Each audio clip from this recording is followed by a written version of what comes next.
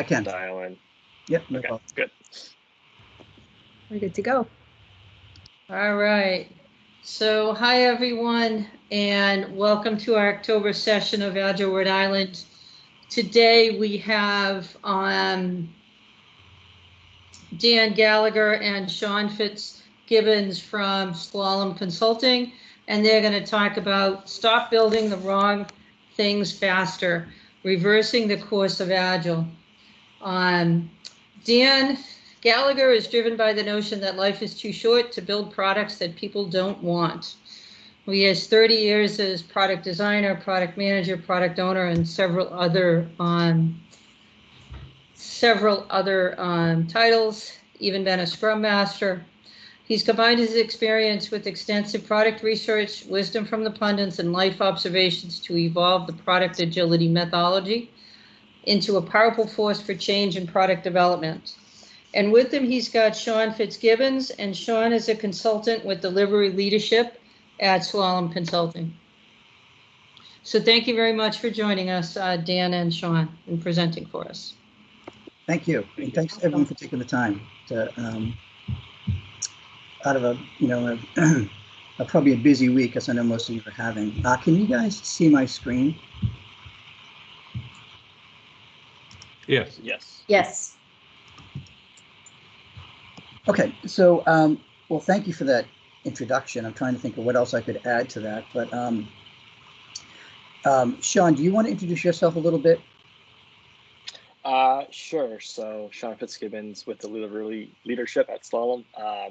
Been working in delivery for the past 15 years as a project master, ultimately as a Scrum Master, so focus more on the delivery side than the product side. But for the last year at Slalom, been working with Dan on product agility and having this concept roll out to clients for different industries. So excited to be here. Yeah, and Sean kind of undersells it. He's a powerful asset to Slalom in building this effort out. So I'm going to tell a little bit about myself, but while I do, we actually we're hoping to get a little bit more understanding of the audience. So Sean, do you want to explain this?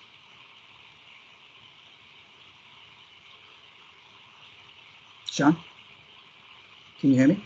Yes, sorry, my audio dropped out there. So okay. Yeah, if everybody could go to menti.com, we will pull up the survey results as they come in. So yeah, we're just going to ask you a quick question about what concerns you the most with product development and product delivery right now. And while you do that, in my bio, it said I've been doing this for about 30 years. What happened and what set me on this path, I was at a company called Network World, which is part of IDG, Computer World, Macworld. You may have heard of some of these brands. In around 2003, 2004, I came across the Agile Manifesto and read it. Now, I'd been a product designer and product manager at the time. And I was fascinated by this concept of inspecting and adapting and not sitting down and writing massive specs and throwing them over the wall and hoping what we thought was going to be built was going to be built. So I tried to get the development team at Network World to kind of embrace what Agile was, and it went absolutely nowhere. It was kind of a new concept. It was very radical. But what I did decide to do was I was going to start testing the theories behind it from what I could control. Now, I was the business owner and designer of the website. So one day I noticed that we were having a lot of traffic that flowed to whenever a writer would write about how to buy a server, how to buy a router, what to look for when you're buying a new network attached storage, which was big at the time. A lot of traffic flowed to those. So it pointed to the fact that people were using the site to buy. So I wanted to build out buyer's guides. And when I tried to get the approval to do that, I was told no, because the business model was to build ancillary microsites for people like Cisco and other major IT providers. And that would, if we built buyer's guides, it would piss them off and eat into that revenue. So what I ended up doing was I just, in the nav bar, asked the question, are you looking to buy a server, question mark, a router, question mark, NAS, question mark, and then it linked it to a cluster of articles about that topic. And what happened was traffic really flowed to those areas heavily. And we ended up getting so much traffic, we designed it some more and designed it some more. And eventually companies like Cisco noticed it and weren't upset. They weren't looking to pull revenue away. They were actually looking to give us revenue to get sponsors in that area. And those buyer's guides, after multiple iterations, became the most powerful, most profitable part of the website and carried the company for years to come. So it was really an early MVP that we did. No one was calling it that at the time, but we learned a lot. And we just basically started doing that from about 2004 for the next 4 years. In 2008, Network World was awarded the best media website by MyTex, a New England-based organization. And it was really, to me, based on the fact that we were doing this product discovery, or inspecting, adapting, in complete alignment with the idea that we don't know what to build, but we're going to figure it out. So anyway, Sean, how are we looking at the results of this? Good.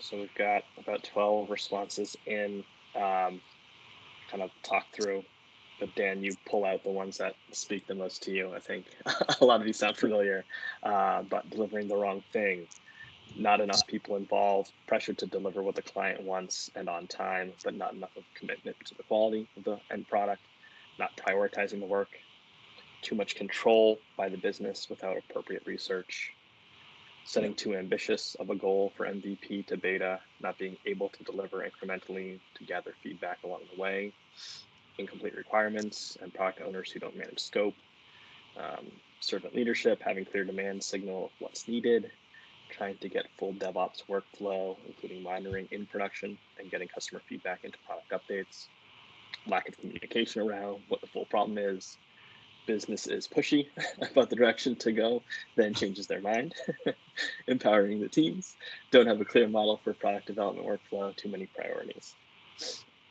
Excellent.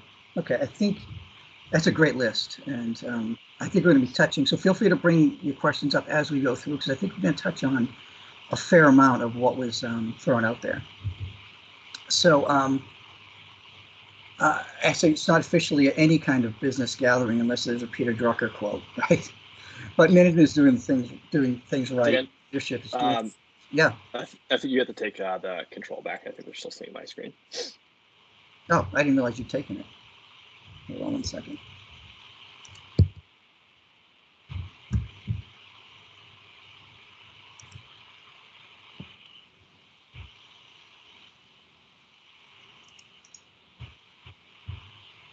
Hey, Dan, would you mind just muting for a quick second? I'm hearing some feedback, and I just want to see if it's you or if it's just the internet. Ah, okay, it was you. Okay, there's a little static in the background. I don't know if you have anything running near your speaker or anything. I do not. Is it problem? I mean, I could try headphones if it's. I can hear you. Okay, I can Right, just hear the static. Okay. If it builds, I'll mute periodically. Okay. Great. All right. Thanks. Okay.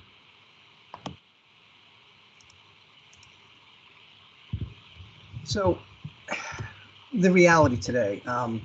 In 2019, there were $457 billion spent on IT software development. That's just last year. There's multiple studies, and you know, Jeff Patton mentioned this in his book about user story mapping, that it's 64% of software products and features are rarely or never used. Now, if you put seldom, add to that category, it's over 80%, which is, in my personal experience, very accurate. You know, why is 80% of what's built seldom, rarely, or never used? So if you look at it from that perspective, that was $274 billion. That's over $250 billion spent on software that just was never worth building. That's tremendous waste. And we spent a lot of time looking at why that is. And to explain it, we're trying to look at it from the idea of a basic value stream, right? The way the world tends to work. Someone has an idea, there's vision, there's a plan, there's some kind of design, something is delivered, it's deployed, there's hopefully some kind of validation, a launch, and then voila, there's a benefit to the user. Now, Agile in its infinite wisdom, really focuses on delivery, right? It's really focused in on how do we inspect and adapt, but it tends to be, tell us what you want to build. Okay, now we're going to create this really dynamic process around delivery, and then we're going to throw it back over into deployment. It doesn't take into account the entire value stream. What we want to talk about is the entire value stream, and really looking at it from the degree of, the vision to launching, the planning to validation, the design to deployment, and how the agile mentality, the whole cycle, can be broadened through that. The other thing we want to talk a little bit about is it tends to be a focus on the idea, right? I have an idea, let's get it going. And a lot of times someone mentioned research, and when Sean had talked about it, there's research done that says it's a great idea. We're going to talk about this. A lot of times learning doesn't really begin till something is built, and something will define further. But when you think about it, it's the benefit that really matters, right? So how do you drive the benefit first and have that evolve the idea, kind of invert the whole idea? As someone once said, you might build a castle from the ground up, but you build an MVP from the sky downward. Start with the end result and work backwards from there. Another way to think about it is solve a problem, don't build a solution. And that's going to come up a lot tonight, where there's a big difference in the mentality when you're building a solution versus when you're solving a problem. When you're building a solution, you tend to have your head down and you're trying to get something done, assuming that what you're doing is going to, quote unquote, solve the problem. But that's the flow. What we want to do is have our head up, looking around. Everything we do has a cause and has a reaction in the market. Are we solving the problem? Are we stepping closer to solving the problem? Are we stepping closer to bringing about the outcome our users need?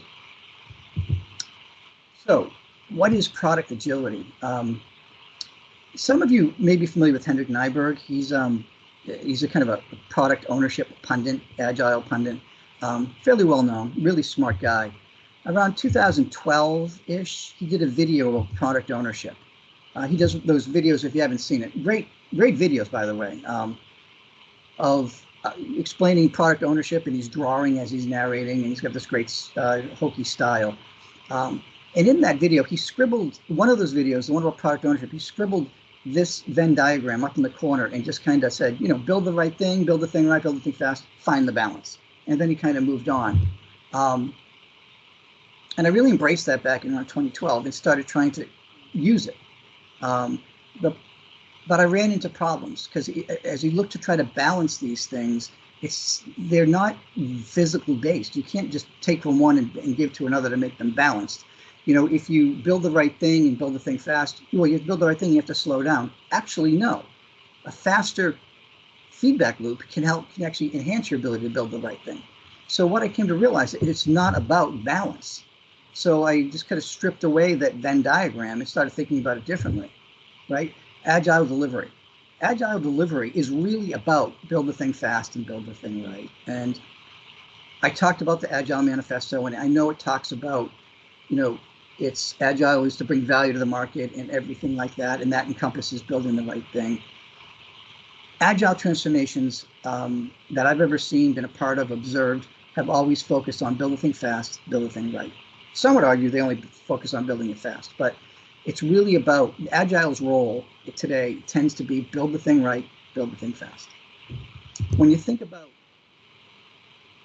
build the thing fast and build the right thing, that's something what we call continuous discovery. Are you continuously experimenting and discovering what is working and feeding that back into the validation, right? So we're discovering what works, build the thing fast, build the right thing, build the thing right, build the right thing. Then we're build the right thing, build the thing right, we're validating it.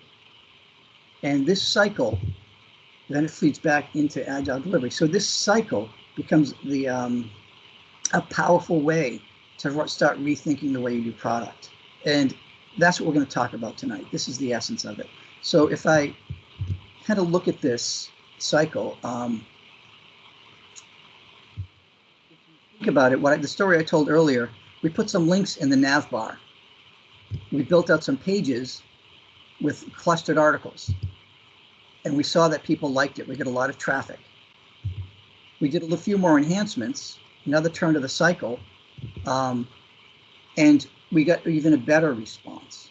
As we step out from the center of the circle, we're taking more resources and we're taking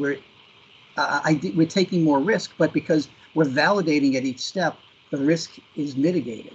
So after the third or fourth turn of the cycle, revenue got involved. And then it was really a situation where we were just, we had a tiger by the tail. We just kept iterating on it, trying what worked, what didn't work, and evolving outward. And soon we had a full-blown product that was highly, highly profitable.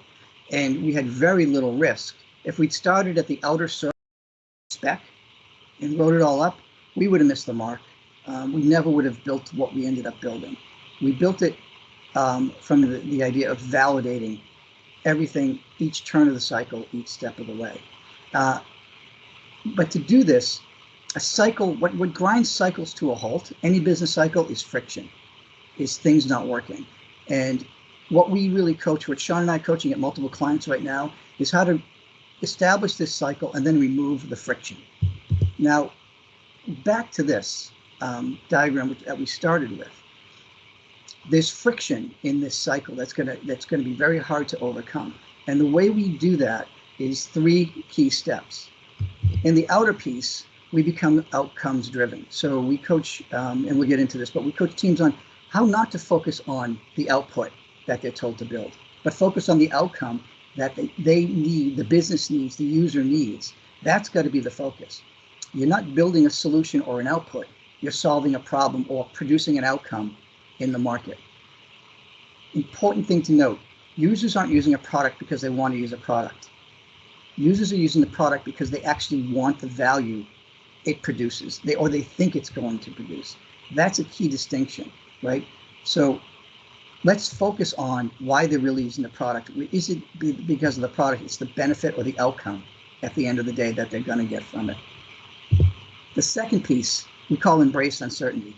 And what that really is about is if we all agree on the outcomes that we're trying to deliver, leadership down to the team level, and we can create alignment. And that alignment is really critical. And some of you might have mentioned something. It's hard to be aligned. It's impossible to align on outputs. Outcomes are much more of something people can get behind. Now, as you take the next step level, how do we produce that outcome? That's where the difference of opinions start to flow in, right? That's where we start to, we push this idea of embracing uncertainty. The idea that we're aligned on the outcome, we don't know how to get there. So we're going to iterate towards it. And we're going to talk a lot about that. That's probably the biggest piece we'll talk about tonight. And then aligned autonomy. And this is something that we really, frankly, borrowed from Spotify. It's the idea of we align around outcomes. We enable autonomy throughout the process so that people can deliver through iterations, through this embrace uncertainty. And we reinforce aligned autonomy at the end through leadership, through incentives, through things like that. So it's really the 3 key areas to make that cycle happen, is to remove the friction by focusing on outcomes, embracing uncertainty, and aligned autonomy. So let me kind of step through each one of these in a little more detail. So outcomes driven. So if you tell people where to go and not how to get there, you'll be amazed at the results. And I think this is really, really important for leadership to understand. So often leaders, they know what they need. They know the outcome that they're being held accountable, what the user needs, but then they feel like I need to jump down and tell them how to do it. When the bottom line is, they don't know. They believe they know. People on the team believe they know. Stakeholders always know exactly how to do it. But actually, it's usually not true. They may be directionally correct, but there's a big difference between almost right and spot on right when you're building a product. So first of all, what is an outcome? I spent some time at Forrester and I really liked it there, so I used their definition. But this definition was generated after I'd left, and it's really resonated with me. So an outcome, an achieved end state that can be verified through measurable results. So that's key. It's measurable. It's important, right? It's tied to top level funded initiatives. So it matters. it's defined through the lens of the people who are accountable for the end state. So the team, everyone who's involved in making it real has a say in how they define how the outcome becomes defined. It's colored or it's influenced by the interests of the stakeholders. And it's reached over time. Important point. It's reached over time. It isn't a point A to point B journey. So that's key. I mean, release 7.3 isn't an outcome. Release 7.3 is supposed to hopefully produce a series of outcomes that the business and the user needs. It's more important to focus on those outcomes that the business and user needs than it is on release 7.3, because no one's quite sure if it's going to work to do that. There are three types of outcomes, right? So there's outcomes of value creation, higher, and those are you'll know when you're doing that when you have high increased retention rates, higher acquisition rates, customer loyalty, and so on. There's outcomes of value capture. And these two are intrinsically linked. It's almost like a yin and yang, right? If you're creating a lot of value, there's more that you can capture. And that's captured via increased revenue, profitability, upsell opportunities, that type of thing. And then there's outcomes of efficiency. How do you do those other two things in a more cost-effective and efficient way? It's critical to focus on value creation wherever and whenever possible, because the more you focus on value creation, the easier value capture becomes, significantly easier. So many of our clients zero in on, we need more revenue. How can we squeeze more out of what we have existing, rather than go back and focus on, let's create more value so we'll be able to capture more. So take a breath here. Are there any questions before we jump in? We go further? Okay, so it's important that outcomes aren't just dictated from on high. They really need to be, yes, they're initiated through leadership, but they should more be developed through a dialogue throughout the organization. The next point is really key, and we're going to talk a lot more about this as well, that it's going to be understood that the pathway to make an outcome real is riddled with assumptions. To begin anything, you need to start with an assumption, and that's fine. You need to do it. The problem becomes when you make an assumption, you go with it, and it's wrong, or that can be a fatal mistake. The outcome also, I talked before about focusing on solving a problem, not building a solution. The important thing there is that an outcome is all about solving a problem. To make an outcome happen, you need to solve a problem. You can't really build a solution, put your head down and build a solution and expect an outcome.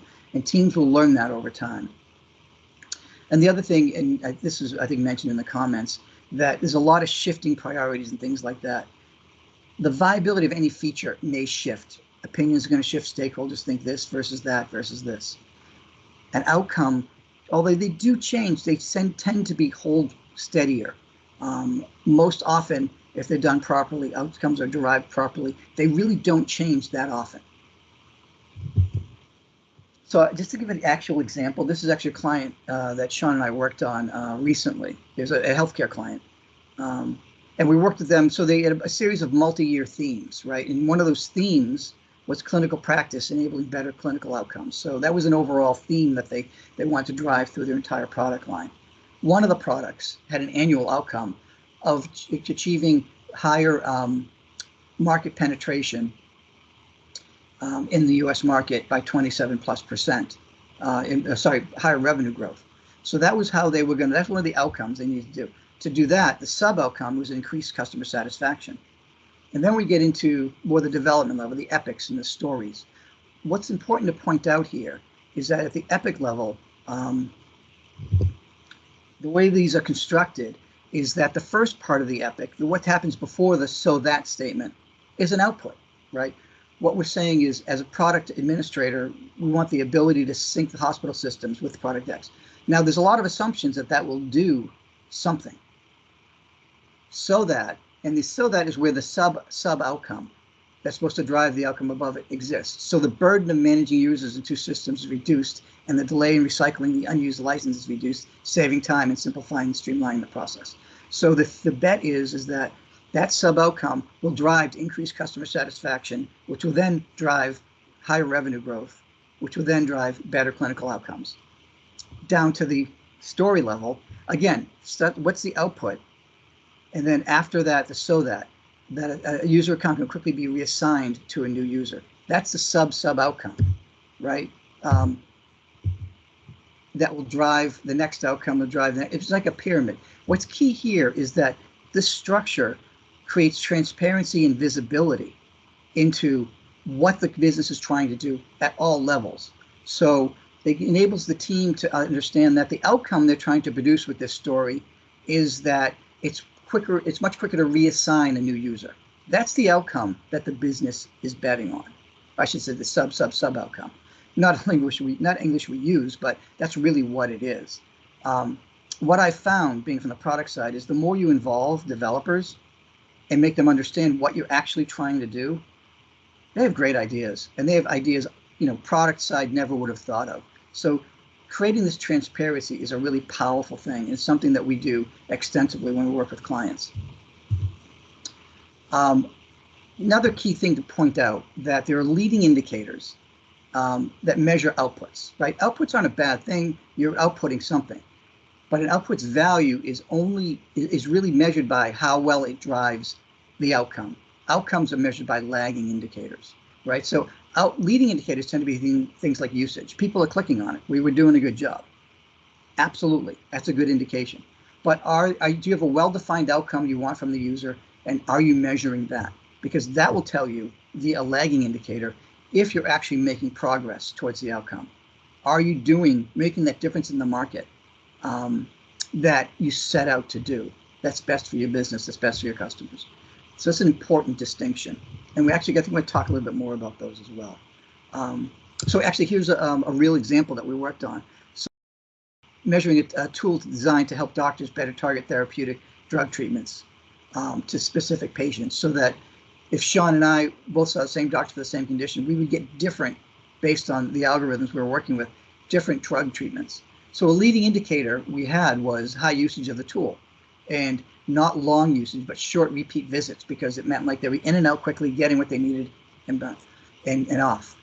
The lagging indicator, however, was a decrease in the reported number of drug side effects, drug interactions, and mistreatments reported by the institution when this tool was used. Now, it turns out the lagging indicator, we had no impact in the first couple of iterations, which we had the leading indicator where there's a lot of traffic. People liked it. We followed through with the lagging indicators and realized we weren't having the outcomes we had hoped. However, we were able to change things on the algorithms and understand them better, so that over time the lagging indicators began to rise, and it became a very powerful tool. I'm going to take a break. Sean, do you want to talk about compliance and regulation? Yeah, absolutely. We'll give Dan a breather here for a second. Sorry, I'm getting a little feedback. I don't know if that's me. All right. So regulatory and compliance in agile product discovery and delivery. This comes up very often with most of the clients we deal with. Compliance internal or regulations external that they're dealing with potentially is threatening to hamper agility, send them back to more of a waterfall mindset. Some of the strategies we've seen work effectively in these environments, viewing compliance and regulations as stakeholders to your outcomes. So taking those into account as you build out the backlog. Adding regulatory requirements to your product backlog and definition of done. So certain clients on a per sprint basis for definition of done, they're able to get through some of the regulatory items they need to. Not everybody can do that quickly, but when possible, we have them added to the definition of done, but also addressing them as part of the product backlog is something we've seen work. Consider compliance testing and continuous discovery, build it into continuous delivery, and automate it where possible. So again, kind of not going to some rushed QA at the end just prior to a large waterfall release, but doing that ongoing compliance testing where possible. And if it's not feasible to validate compliance on a per sprint basis, then establish stabilization sprints. I'm sure a lot of people here have done that in many different ways. And the last item, focus sprint increments on usable and potentially releasable code, but only release when compliant. So the focus still is on production ready code at the end of each increment. However, once all those compliance and regulatory items are tied up, that's when you release. Very few clients we deal with have the ability, just from a logistics standpoint, to be able to release on a 2-week basis based on the types of regulations they're dealing with in risk-averse environments. So there's a lot there, and I think a lot of that stuff ties into your specific situation, and different clients we've seen handle this in different ways. But the message really is that this can still be done in environments that are heavily regulated and lots of internal compliance, and we've helped that happen. Thanks, Sean. Another piece we'll talk about a little while, but I'll highlight it here, is that low fidelity paper prototyping and things like that, that obviously don't require any regulation. The more you can learn up front before you bump up against the regulatory wall, is a powerful way to think about things in a continuous discovery environment. Yeah. More important, right, in regulatory and compliance environments where you can't get things out every 2 weeks, that you have ways to get that low fidelity validation. That's a great point. So an example, one thing we also get is roadmap. And roadmaps are important. I mean, they've been part of product development since I can remember. And the problem with them tends to be is that they're all about outputs. We're in Q4, depending on your cycle, your fiscal year cycle. For me to say we're going to deliver feature A, B, and C in Q3 of next year, I'm not sure what the value is, because we don't know. It's going to be a different world. We're going to learn a lot between now and then. So to commit to having that is a difficult scenario. So what we really look at is a different perspective, which is really an outcomes-based roadmap, which we'll talk about here. So a company we worked with, same company I'd referenced earlier, there was a series of strategic themes that spanned a couple years. And one of them we had talked about actually is increase the clinical effectiveness of product X, and then here are the main initiatives beneath that. These are the areas that they wanted to get better at. So if we look at that, one of those initiatives, which is select a drug, this is here's the problem we're trying to solve. Here's the acceptance criteria. There's the value or the sub outcome that we talked about, then the leading indicator and the lagging indicator. So it's kind of a breakdown of what we're looking at. And the question becomes, how does that look as a roadmap? And the roadmap really looked at it from the perspective of, in each of these main initiatives, what outcomes were we looking to produce when? So Q2, integration of the drug side effect relationships and ID complications, empowering providers to better understand the side effects of drugs. So that's really what we're looking to do. Because it's Q2 of 20-something, we're going to learn a lot between now and then, because it's going to be iteratives. So we don't know how to do that. But we do know what we're trying to do, which is better understand the side effects of drugs, enable users to better understand the side effects of drugs. We're going to iterate towards it. We're going to produce that outcome somehow. We're just not sure yet. And because we're in a 2-week cycle, leadership will have 2-week check-ins to make sure that, to keep us honest, to make sure that we're always driving towards that outcome, or we're pausing or pivoting or proceeding, whatever we need to do. It's a much different way to think, and it's this big departure of the way the world works today, but it's much more powerful if you can transition to it. Okay, so we talked about outcomes driven, and if it's being done properly, there's alignment automatically throughout the organization. It's not complete alignment. No organization is perfect, but it's much better, especially if you can go to at every level of the team, leadership, mid-management, and they know what outcomes they're trying to produce. If it's communicated at that level, it can be very, very powerful around alignment. So then it's about embrace uncertainty. Everyone understands we don't know how to create this outcomes. So how do we embrace uncertainty? And this is actually a quote from Scott Cook, but it's from the Lean Startup, Eric Ries's book, which is a good read if you haven't read it. But leadership really means, the platform for experimentation, the support of experimentation, and driving that throughout the organization. That's a really powerful takeaway. And uncertainty in every situation when we walk into, there's a lot of uncertainty. Sometimes people are oblivious to it. They just assume that the product team knows what to do and they're going to go do it. Some deny that there is any uncertainty. There's we've been in environments where people ignore it.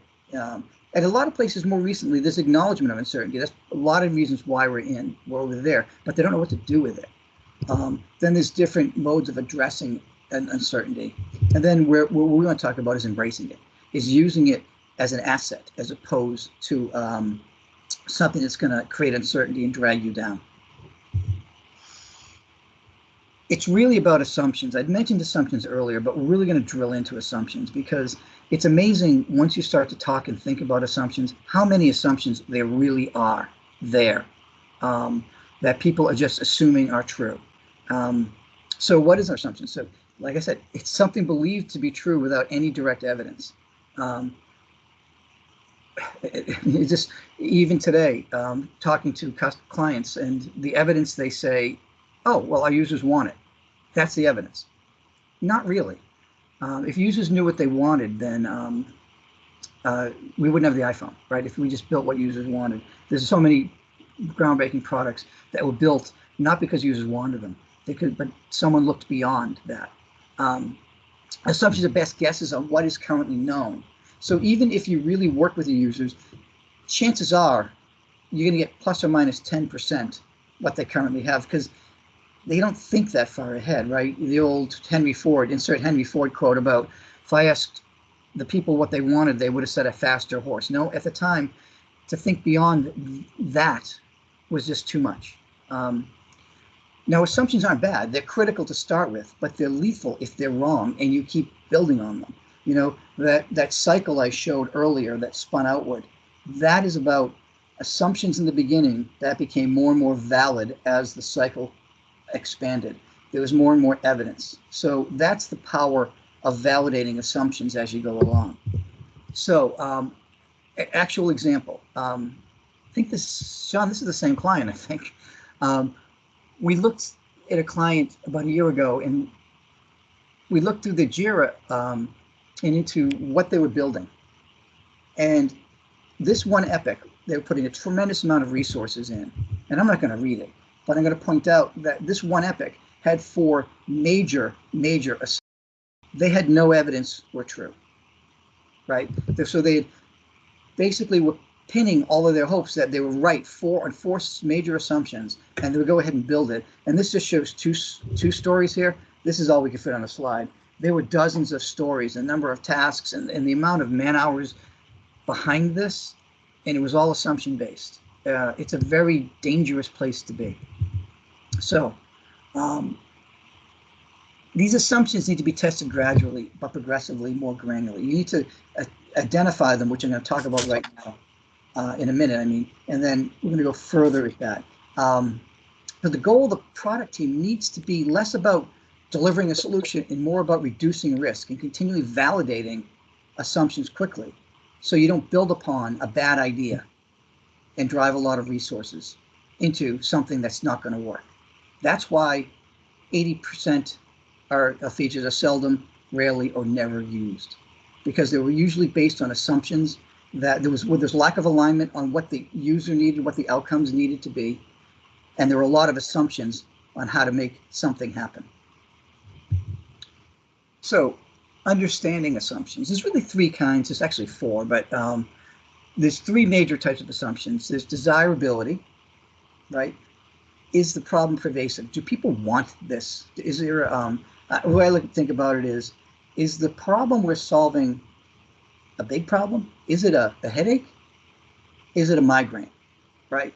There's degrees of how much desire is there for users to spend time to have this problem solved. There's viability, is there value if we build the solution? Should we do this? And then there's feasibility. Is it feasible, right? Is this something we want to do? It's important to note that there's an innate hierarchy to these. If it's not desirable, it doesn't matter if it's viable. If it's not viable, it doesn't matter if it's feasible. So really, you need to start with desirability, then move to viability, and then to feasibility. So the problem assumption, right? That's the desirability problem. That's the desirability assumption. The problem What's the problem our customers want to solve? Can our customers solve this problem today? How? The outcome our customer wants achieved is, right? There's that word outcome. It's going to see that a lot. Viability, our acquisition strategy for obtaining customers is, right? These are things that can be tested early, at least directionally. You can mitigate some of the risk early.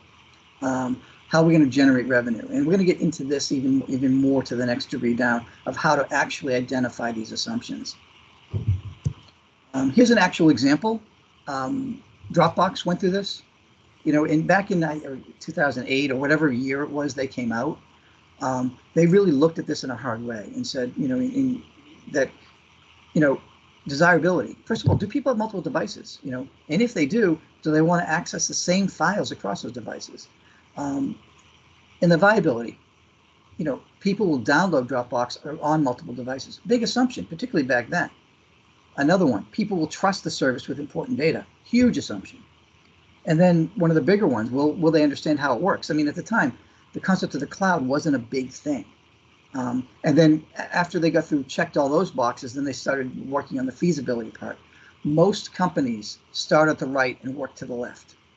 Very expensive and ineffective way to do this.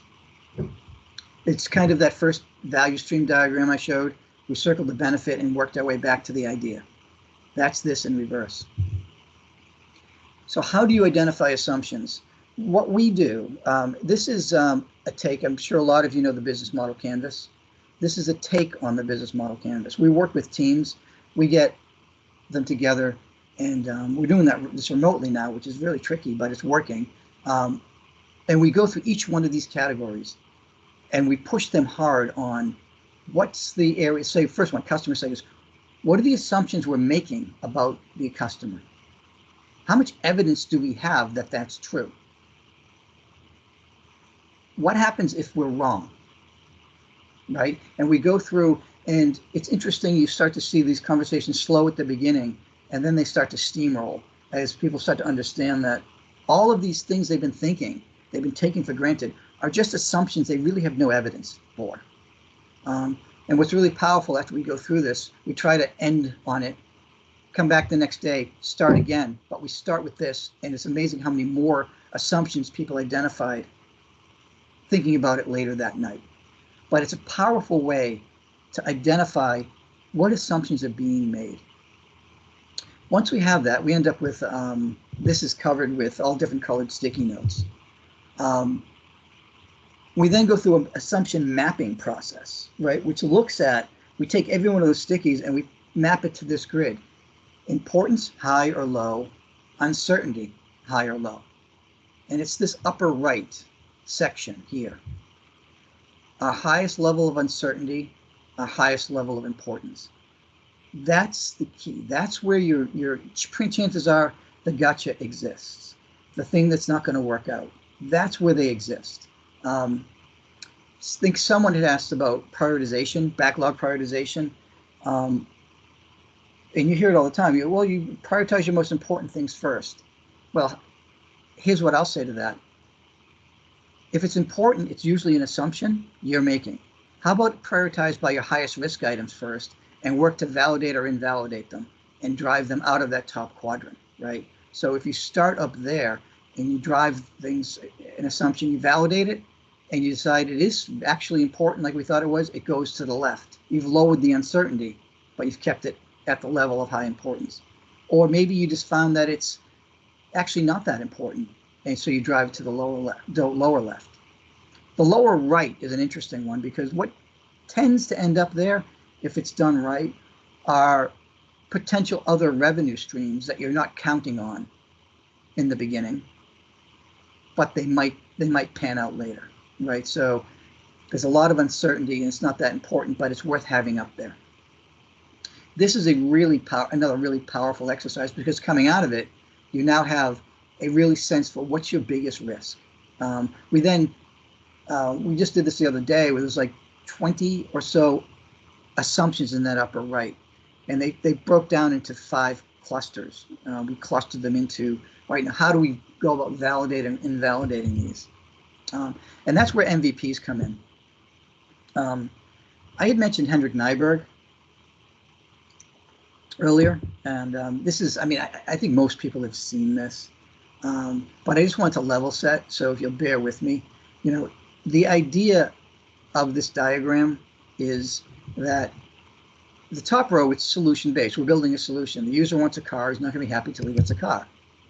So first we build a wheel, then we connect it with an axle, and then we add a chassis, and then we get a car. The problem is there's no value, and we've learned nothing until the solution is complete.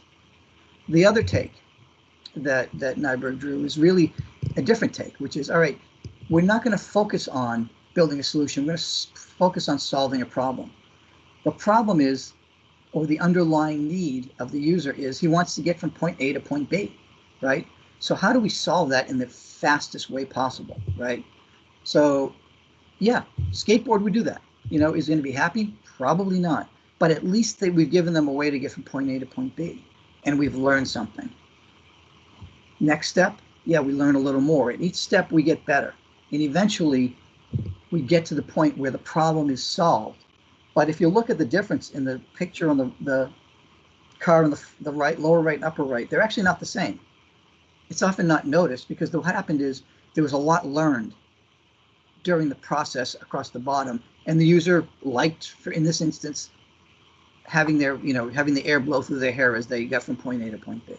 So that's really the power it's illustrated by this diagram, is focusing on the underlying need and looking to build fix that problem, solve that problem in a shortest, easiest way possible. So there are many different, I just pulled two from some popular pundits on how they define MVP. And there's many others, Marty Kagan and Trace Torres. They can get a lot of others out there. But really what they tend to break down to is deliver customer value with the least amount of effort and an ability to learn along the way. The way we really coach it, we look at it from this perspective, right? Effort, high versus low, value, low versus high. It's that lower right. That's an MVP, right? Lowest amount of effort, highest amount of value. The problem is that, as we've talked about, value is an assumption, right? We've made a lot of assumptions along the way. Value often is one of them. And that's what those previous definitions don't really address. That's why we coach MVEs, or minimum viable experiments. And similar to an MVP, it's high versus low effort. You want low effort, but instead of value, you're producing learning. So translating it back to Nyberg's diagram we were just looking at, an MVP is the skateboard. An MVE might be the thickness of the wheels to make it steer better, right? That's an MVE. So a series of MVEs will then define an MVP and take the uncertainty around value out of the equation if you do it right. So that's a really powerful way to think about of thinking about MVPs and MVPEs in the context of how do they validate. So at what point, this is really about when do you know, okay, our MVP is ready for market. This is just a quick checklist, right? It delivers incremental value in the context of the outcome you're trying to drive, right? It's really important that it drives the outcome. It solves the problem. That's the key. Everyone's agreed upon the outcome, knowing, well, that it's probably just incremental, but it does contribute to the overall. It has some kind of lagging indicator measurement. Now, the lagging indicator is it's actually truly producing the outcome. It has some kind of clear leading indicator, right? Usage, things that are easy to tell that actually it is being used to the degree it needs to be. And obviously you have a channel to test. If you have no channel for it, that's obviously an issue. But it doesn't have to be a full-blown release of any kind. One of the things that we did, it was a series of MVEs. In healthcare, it's tough because a lot of the products I've worked on in the past exist within an EMR system or EHR system, whichever you want to call it. And what happens is it's hard to get a product in there, test it in a real world scenario. It's also a very expensive way to do that.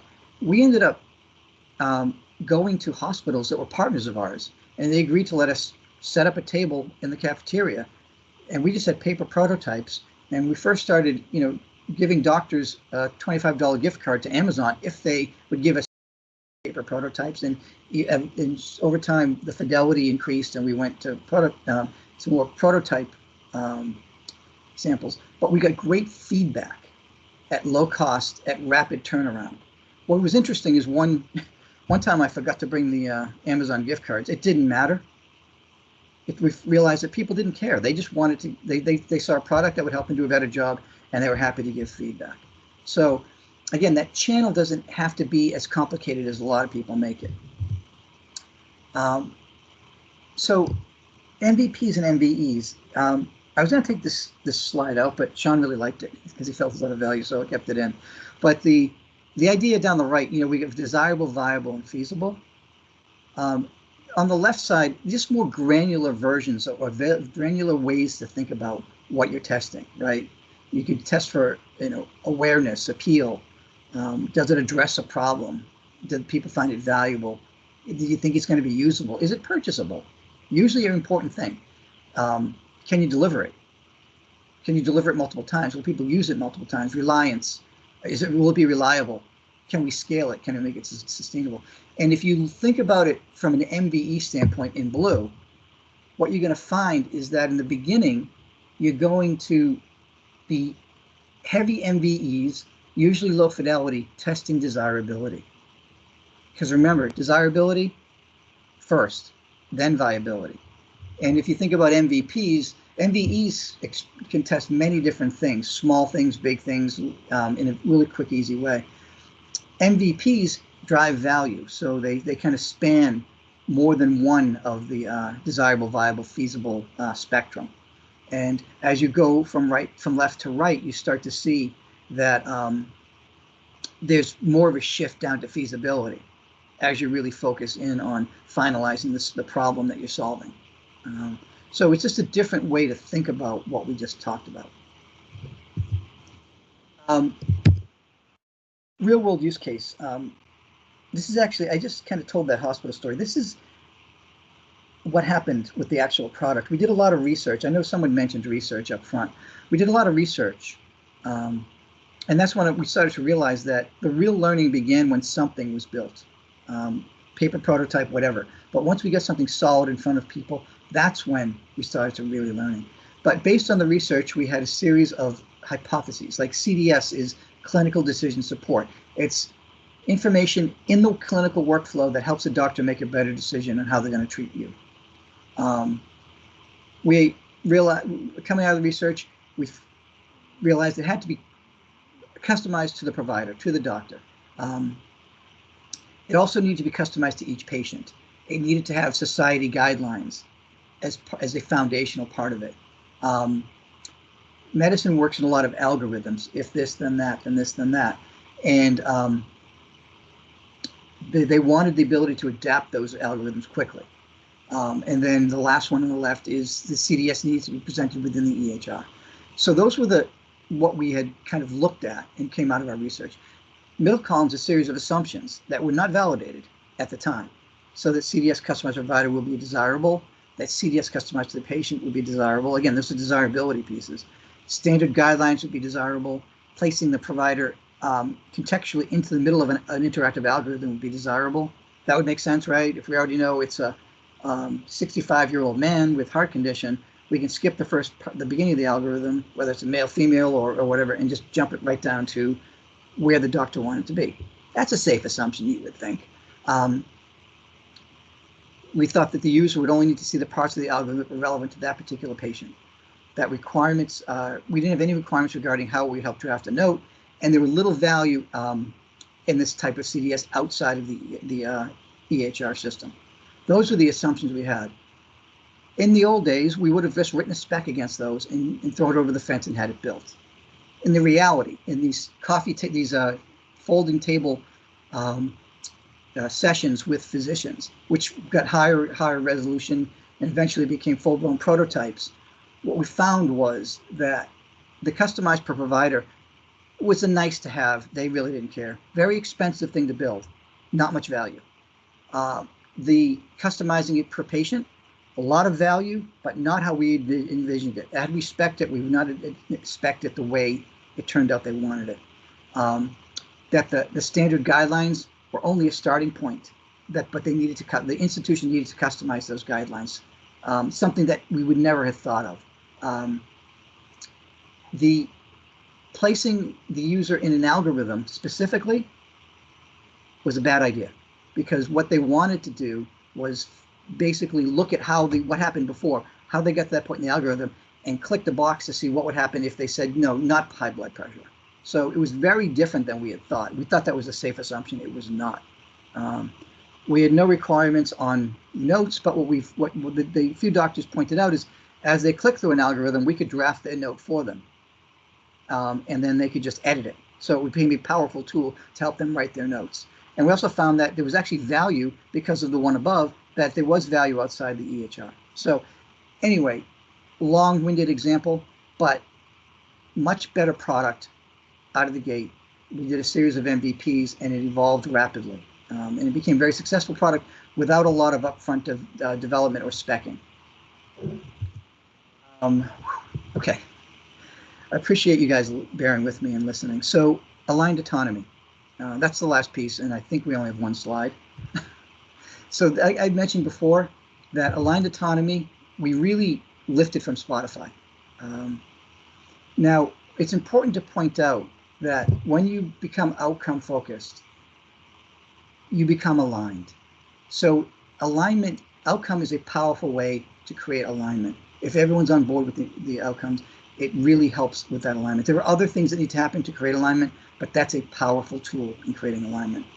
And then there's the autonomy piece, and high versus low. The autonomy, when you're really embracing uncertainty and iterating, you're able to give teams more autonomy to make those decisions if you know that they're driving towards the outcome that you've aligned on. So these two tend to work well together when the situation is right. So if you think about it from a low autonomy, low alignment, this tends to be micromanaging in kind of in different cultures, micromanaged organization. People just told what to do and they do it. High autonomy, low alignment. A lot of startups fall into this category. It's entrepreneurial, it's high energy, entrepreneurial, chaotic. People tend to be really autonomous, doing their thing, but not, the alignment tends to be lacking and no one's going in the right direction. Authoritative, conformist, basically that's high alignment, low autonomy. No one's allowed to do anything that they aren't told to do. Tough environment for a lot of people to work. I would be one of them. It's really basically people just who thrive in these places are people who want to be told what to do, and they're good at just getting it done. And then what we're talking about here is high autonomy, high alignment. You have everyone's focused on the same outcomes. There's incentive structures and things like that, which we're not going to get into tonight, but we coach a lot of that, how to create a high alignment environment, as well as high autonomy. So the teams all are driving towards true north, but they have alignment. They have the alignment to know, so the autonomy to iterate as they learn along the way on the best path to get to true north. This is, I don't think it's the last slide, but it's one of them. So I'm going to describe this. I'm going to pause and then we can talk a little bit more. But what we talked about on the left side, outcomes over outputs, that's the first piece. That's steps 1, 2, and 3 at the bottom. Embrace uncertainty, step 4, 5, and 6. And aligned autonomy is step 7. This is how we coach this. This is how we get in an organization. We start with step 1. Step 1 is helping them identify outcomes. And one of we survey people going in on how they think if they understand the outcomes the company's after and trying to produce. We almost always, teams give the company high marks on that. Then they go through the process and we re-sample them and their marks are significantly lower. Because they start to realize that they really weren't focused on outcomes. They were focused on some kind of output or some kind of bastardized version of an output and an outcome. So identifying outcomes and building consensus. That's step one. Step two, leading through outcomes. And I'm actually going to talk about that in a minute. Step three is identifying the lagging indicators. How do we know that we're producing the outcomes that matter the most? That is really the core of the outcomes of our outputs. Embracing uncertainty, we actually went through a lot of this in detail, right? How do you identify the risks? That's the business model canvas, the assumption canvas, and then assumption mapping. We've identified our risks. Now we've figured out what are our riskiest assumptions. Then we go through a validation process. That's MVPs, MVEs, prototypes, whatever it takes so that we can get with minimal effort, highest amount of learning. Based on that, do we have clear leading indicators to know that we're on track? So we have fast feedback so we can make rapid decisions to move forward. And then sharpen the saw. If you're a Stephen Covey 7 Habits fan, yes, I stole that from his 7th habit. It's a great way to think about. It's 7 is about synergizing 1 through 6 into one fluid thing.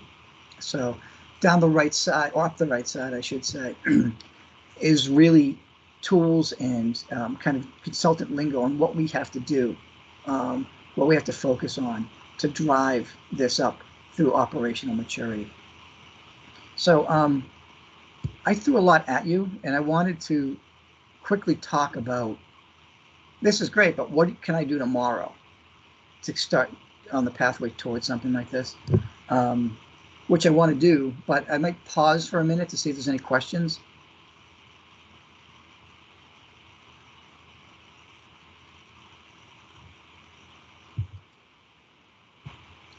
So back to this cycle, I just shortened the labels. One of the things to start thinking about doing is how to create this cycle and start it turning early. That's a question we get a lot. So if you think about it this way, right? So if you schedule regular interactions, if a product owner, product manager, whoever role it is in the organization, schedules regular interactions with customers that the team must sit through, there's going to be much more of a focus on solving a problem, not building a solution, because they're going to get instant, continual feedback on what they're building and is it moving closer to what the user wants, what's going to solve the problem. Now, those interactions need to be problem specific. They need to be focused on with an understanding of what are the problems we're trying to solve, what outcomes is the user looking for, and are we moving towards producing those outcomes? That will create a continuous flow of insights into the team, which will then continually influence what is built. So that's kind of step one, to schedule those regular interactions. If you start from the learning side, if you require learning readouts, now this is important. If you're on a 2-week sprint, during sprint reviews, a lot of times, show me what you built, right? Let's see what we built. What if the first question is, tell me what you learned? I know you built something. Before we get to it, what did you learn? What were we trying to learn? What's the outcome we're trying to produce? And what do we learn towards that outcome? That's going to drive a focus on learning throughout the build process. It really works too. And then it's going to create learning-driven measurement through it. So it's really a powerful way to start thinking about it. Those Scrum events, particularly reviews, sprint reviews and sprint planning, are really powerful ways to help drive this, substantiate and drive this cycle. In the build piece, and I've actually done this when I was in industry as a head of product at a healthcare company. What I would do, we had a lot of Tableau measurement dashboards in our products we're doing. When we wanted to create an outcome in the market, first question I asked is, what will the dashboard look like if we're successful? Let's mock it up. And we did that. And then that became an anchor. That became a beacon on the horizon that people could look towards. It shifted the focus away from building a solution and towards solving the problem, because that was usage-based, a lot of those Tableau things. So that was a powerful way. So that it drove measurement focus throughout from build into the measurement side. And then it drove what we're going to build next through the process. So it really is a step in each one of these blades of the cycle that will help you drive this cycle. So it's schedule regular interactions, require learning readouts, and build mock measurements before building. So those are some things to think about. And what I'll close with, and you guys have been great, is this again. At the beginning, it said, I'm really obsessed with, building, helping people build the right things. I was a product manager for a long time, thinking I knew what to build. And I had a lot of teams spend a lot of resources and time on things that should not have ever been built. Learned a lot since then, and this is kind of a lot of the outcome of a tremendous amount of research and working with people like Sean and working with multiple clients to figure out what's the best way to do it. And this is where we are. It's evolving. We're inspecting and adapting continually. And appreciate any feedback any of you have. And Sean, did you want to do another Menti poll? While he does that, we can take questions. Yeah, I think for people still with us, sorry, getting a little feedback. If you can visit Menti and enter that code, just some final questions just on your organizations and how you're approaching product management.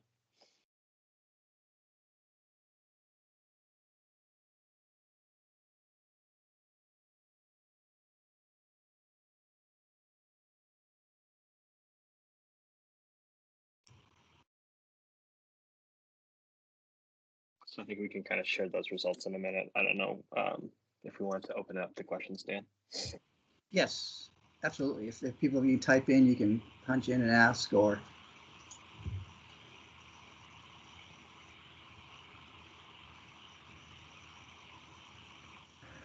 can we unmute to ask questions? yes, unmute and ask questions if you want. Okay, I have a question. I'm kind of new to this space of Agile, but I've been taking some courses and doing some online learning. And just out of my experience, one question that I've always had recently, and I don't hear too much about it, is if you can speak on the importance of CQ in this whole process.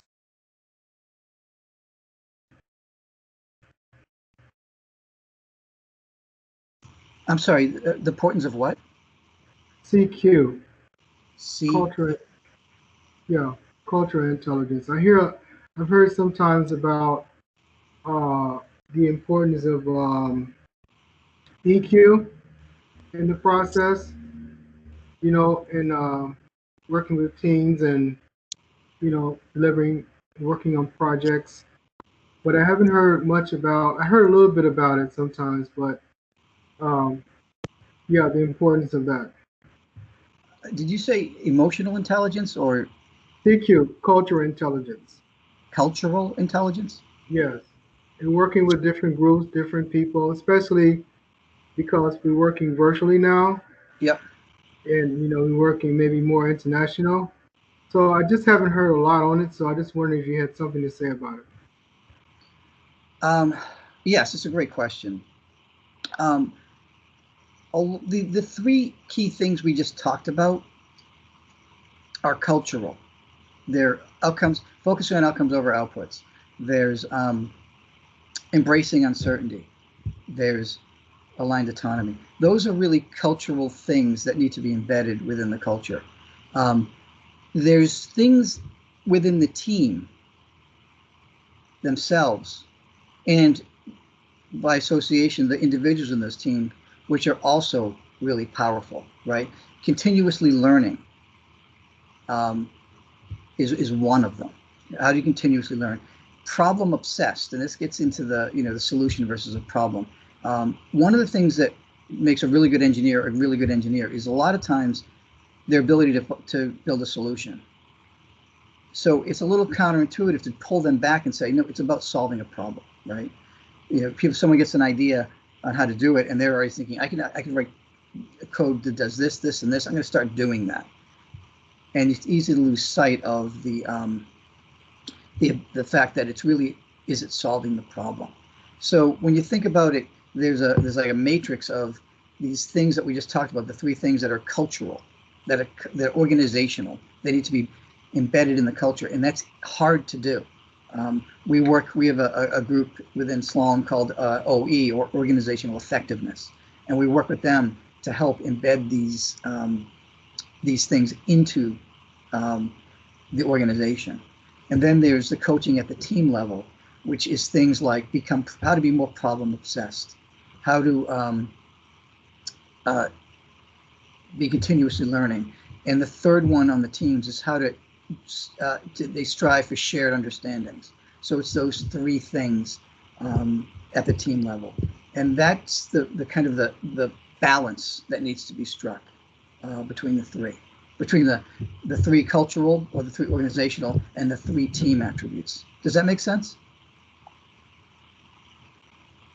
Yeah, I understood what you were saying. You really didn't answer my question, but that's okay. Well, ask it. I'm not sure that I understand it then. So a CQ is. Well, it's like when you're working with different people in different groups. Oftentimes, it seems to be left out that you're working with or learning different cultures of people, and just how important that is. To working together and progress. It's just something that seems to, again, a whole lot seems to be left out, but it's so important, and practical in the real world. I was thinking, when you said cultural, I was thinking the culture of the organization. You're talking about different cultures around the world, or different cultures, different populations. Yeah, correct? That's what CQ, cultural intelligence, is all about. Okay. Yeah, it's something that's it's certainly new at Slalom. It's something that we're actually doing a lot of work on right now. We work with a lot of worldwide organizations, a lot of development teams in other time zones. So it's more at this moment of a time zone issue. But I understand there's a lot more there that we need to understand.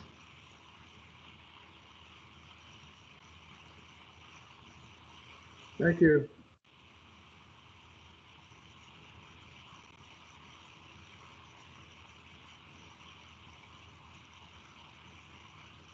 Were there other questions? You can also share the results of our poll. Oh, that'd be great. All right, take control here. Interesting things here. So maybe just a quick question: when Slalom's working with some companies, are you kind of coming in and just kind of demonstrating the best way to work? Or are you doing some trainings in-house and trying to get people to embrace a different way of working? We do. It's what we found is we do some training, but it tends to be better when we train and coach in combination. We tend to end up. It depends. We tend to end up being there a while. We hold a series of workshops, but then we work hand in hand, shoulder to shoulder, to embed these things from the ground up within teams, and then we work from the top down with the leadership to kind of embed more of those organizational impacts. Because when you start to think about focusing on outcomes, there's a different way to incent people to do that. Most, particularly IT people, are incented on delivery. Did we deliver X, Y, or Z? That's our incentive on.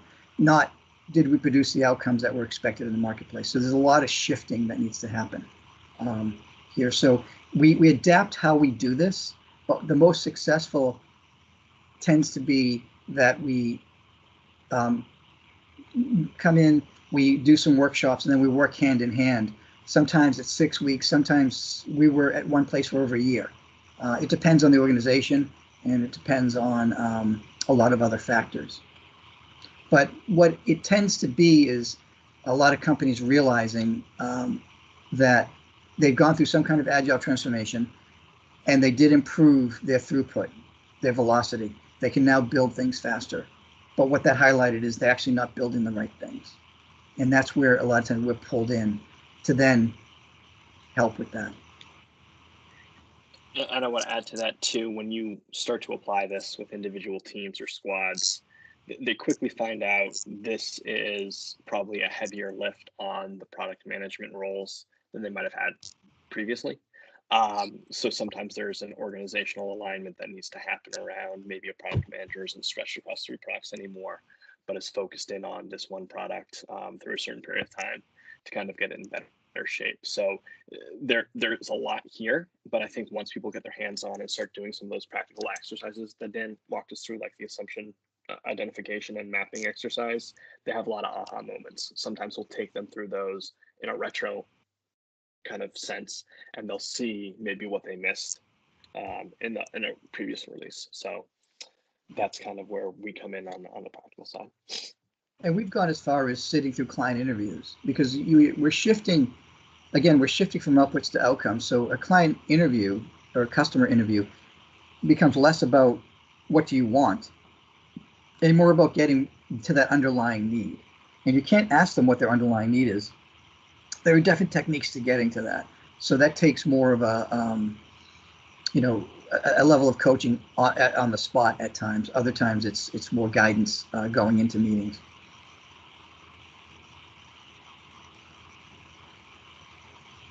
So Sean, how's it look here? So, interesting. These are actually lower scores than we normally see. I think the key takeaway on this is we run similar questionnaires with our clients as we begin some of these workshops and coaching phases, and we tend to see them overrate where they are in some of these areas. And by the end of the engagement, they actually are better informed, but give themselves lower scores just because they understand better what's involved here. But it seems like the crowd on the phone has a pretty good handle as to where they're at. Stakeholders having you and your stakeholders regularly measuring leading and lagging indicators to define success is the lowest score here, which I think is something we see very often in terms of people looking at measurement first and building into the process.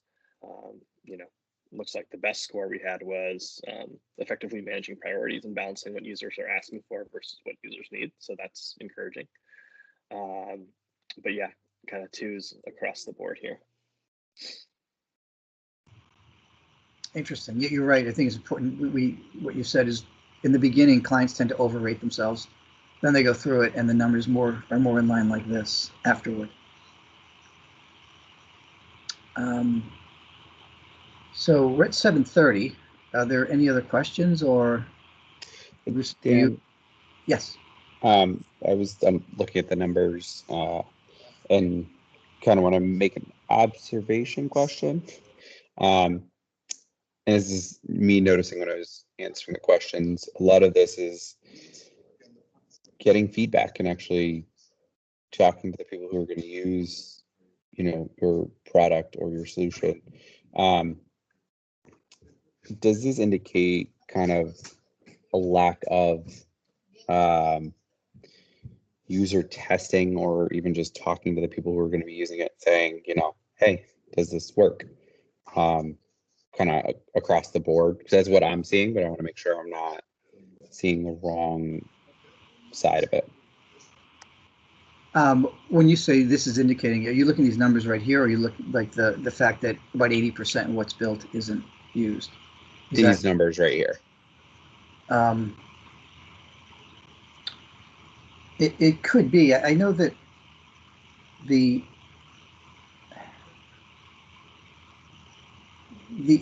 thing that we find mostly is that when you're talking to users and it tends to be it sometimes it's a dialogue, but it's not usually a dialogue based on the right topic. It usually is based on what we think. The user tends to talk about functionality, right? Or I want this, I want that.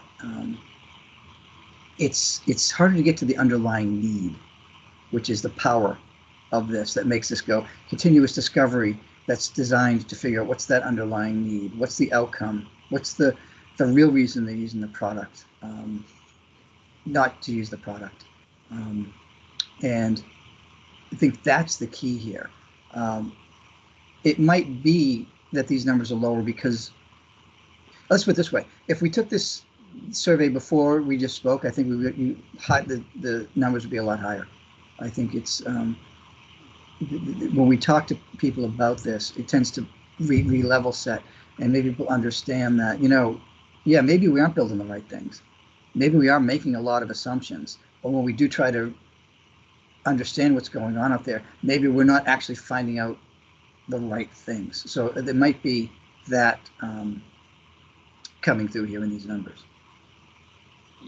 I would say a lot of the clients we work with, it very much is they engage with clients all the time, but maybe they only engage with certain high value clients and they get dictated requirements and they just pass those down the chain, right?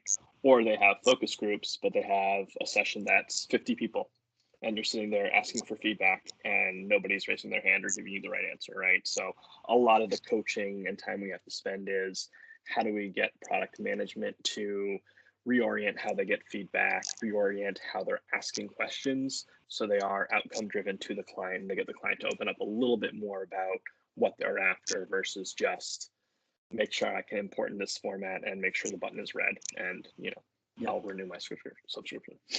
And how do you build MVEs or MVPs to get something in front of them rapidly? Usually MVEs in the early going to really understand. To get to kind of that idea that real learning doesn't begin until something is built, something tangible is put in front of them. Did we answer your question? Yeah, mostly. And again, in my past experience in the user experience world of just actually talking to the people instead of using your own assumptions, like, I know you want this, you put it out there and again, it doesn't get used. So I was just looking at these and they seem just very user oriented. And I was just wondering if that was the theme of not really, where's the feedback, not really capturing the right feedback and utilizing it the way we should be to, push these numbers up and make the better product. So yeah. You guys answered it.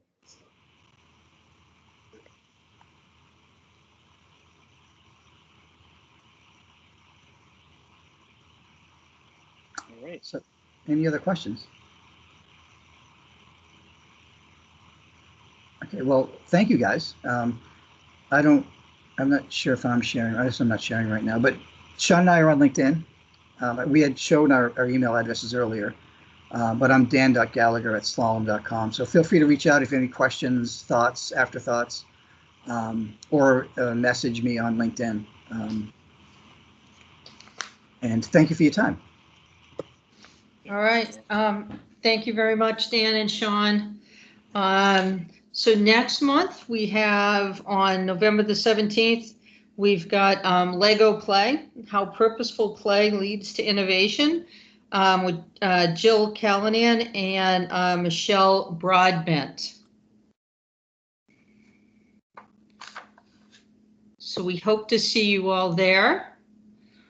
Barbara, do you have anything else to add about November's presentation?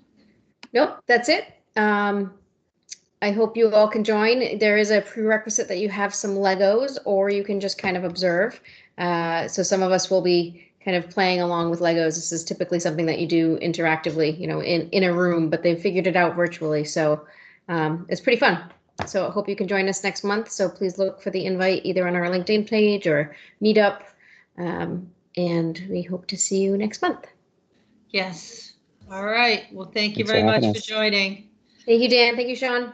Yep. Thank you. Thank you. Bye-bye. Thanks, guys.